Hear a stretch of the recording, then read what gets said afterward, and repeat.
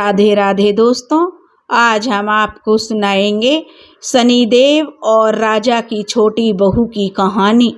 अगर आप हमारे चैनल पर नए हैं तो प्लीज़ हमारे चैनल को सब्सक्राइब करें, वीडियो को लाइक करें और शेयर करें। बहुत समय पहले की बात है। एक राजा था।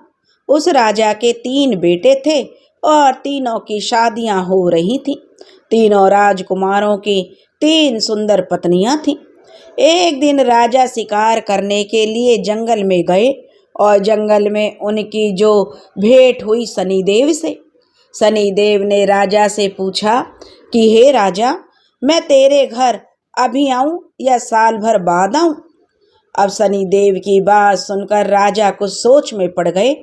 फिर बोले कि मैं कल अपने बेटे और बहुओं से सलाह करके तुम्हें कल बताऊंगा। शनिदेव ने भी कहा ठीक है। अब राजा अनमना सा होकर अपने घर वापस लौट आया। जब राजा घर लौटा तो सबसे बड़े बेटे ने पूछा कि पिताजी, आज आप उदास क्यों हैं? राजा ने दुखी मन से अपने बड़े बेटे को बताया कि बेटा, आज मुझे शनिदेव मिले थे और शनिदेव ने पूछा है कि मैं तुम्हारे घर अभी आऊं या साल भर बाद। बेटा, मैंने कह दिया कि मैं अपने घर वालों से पूछकर जवाब दूंगा। बड़ा राजकुमार कहने लगा, पिताजी आपने ठीक किया।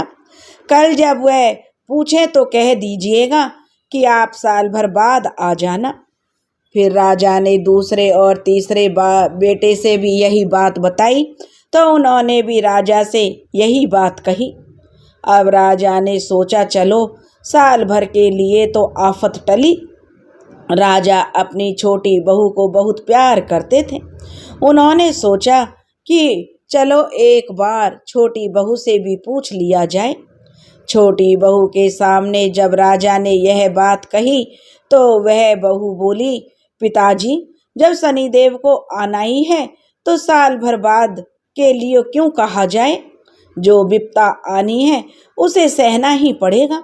इसलिए पिताजी, मैं तो कहती हूँ कि देर करने से क्या लाभ। आप जाकर उनसे कह दीजिए कि अभी आ जाएं। राजा को छोटी बहू की बात बहुत पसंद आई और वह बोले कि ठीक है बहू, और राजा फिर शनिदेव की तलाश में निकल पड़े। शनिदेव तो जंगल में राजा की प्रतीक्षा कर रहे थे और राजा को देखते ही शनिदेव बोले, कहो महाराज, आपने क्या निश्चय किया है? तब शनिदेव की बात सुनकर राजा ने उत्तर दिया कि हे